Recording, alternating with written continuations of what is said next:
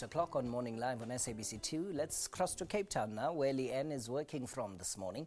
Lighten, good morning. A very good morning to you, Vuyo. And yes, indeed, Cape Town is where we're coming from. And the reason being, it is the Cape Town International Jazz Festival. This is the 14th International Jazz Festival. But when you look back at the history of this festival, it wasn't always known as the Cape Town International Jazz Festival. You'll remember it was called the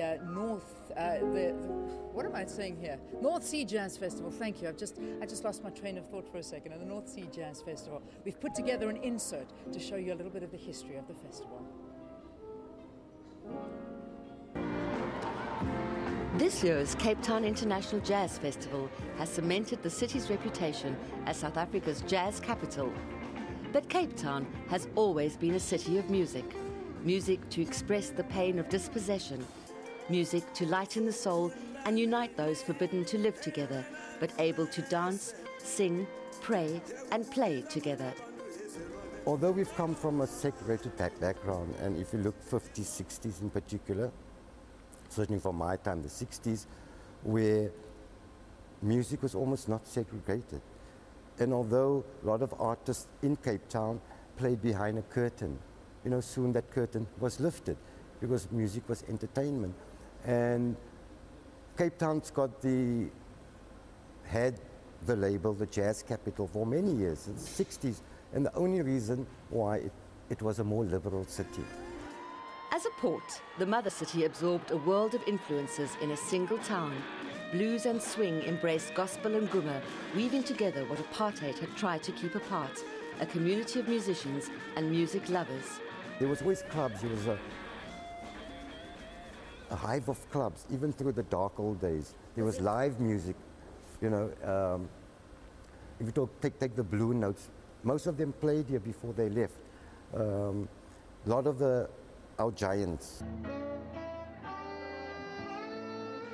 It was about entertainment and dancing, but it was also an anthem against oppression, detentions, bannings and exile, forced removals and student revolts, a cry for freedom expressed through the notes of keyboardists like Abdullah Ibrahim, Chris McGregor and Hilton Schilder, the saxophonists Kippie Moeketsi, Winston Mankunku, Robbie Jansen, Basil Coetzee, Morris Goldberg and Buddy Wells. Guitarists like Jonathan Butler, Mac McKenzie, Alvin and Errol Dyers and Jimmy Gludlu. In another country, they would have been feted and celebrated. Back home, too many were unsung heroes. Some lived to enjoy their fame, others lived too fast and died too young. And then there was freedom, and the musical migration was from Cape Town to Jozi. Gauteng is the capital of the music industry. But we had a different kind of capital because there was a platform, there was employment here for artists all these years.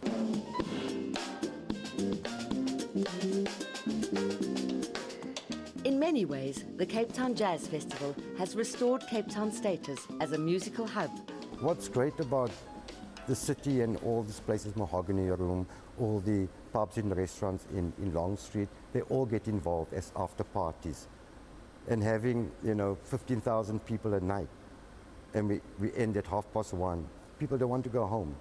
So they go to the restaurants, they go to all these pubs, and what's great, they all put on music.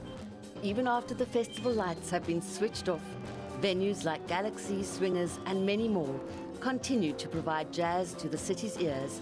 And may the music play on. Hazel Friedman, Morning Live, Cape Town. All right, well, there you have it, and that's where we're broadcasting from this morning, out of Cape Town, to the beautiful sounds of Fabian this morning. He really is putting me off, I have to tell you. I don't feel like I'm working. I do not feel like this is a broadcast environment, in fact. This is just, it's too relaxing. It's wonderful. Kaiser Kanyago, who is the spokesperson for the SABC. It's good to have you here on Morning Live. Good morning, Liane, and good morning to the viewers. All right. Kaiser, SABC's been there from the beginning. We signed another 3-year contract and partnership with the festival last year. Is this something that we are going to constantly be doing? Why do we want to partner with the festival? No, we definitely have to partner with them because it's about the arts. And we know that one of the key issues in our mandate is entertainment. And if we can use the arts to entertain the people of this country, that is one thing that we want to partner with. Yeah. And I mean, jazz specifically, what is it about jazz? Is it just a love of South Africans for the music? Obviously, South Africans love jazz, but also music unites the people of this country. And obviously, we want to be the unifying factor as the SABC. We are the only public service broadcaster, and we are the only ones who can reach out to the majority of the people in this country. Therefore, it's a good partnership, I think. Okay, let's talk about the partnership. What is it all about? It obviously isn't just about the music. Obviously, yes, like you're saying, it's not only about the music. The festival is one part, but during the whole week we're having other initiatives where we were part of. Yesterday, as people might have seen, we were at the golf course. Our main reason for being there was that we were sponsoring the caddies and to make sure that they are then prominently displayed out there, because they are the ones who contribute to all the golfers all over the world, and we are saying to them we are part of it. We are also doing the Lalela project, where we are helping the people in the townships as part of this jazz festival. And thirdly, we are part of the master classes that train people around music and the art of music and so on, so that at the end of the day there's legacy that is left behind after the festival is gone. In terms of broadcasting different aspects of the Jazz Festival, how is SABC going to be covering it?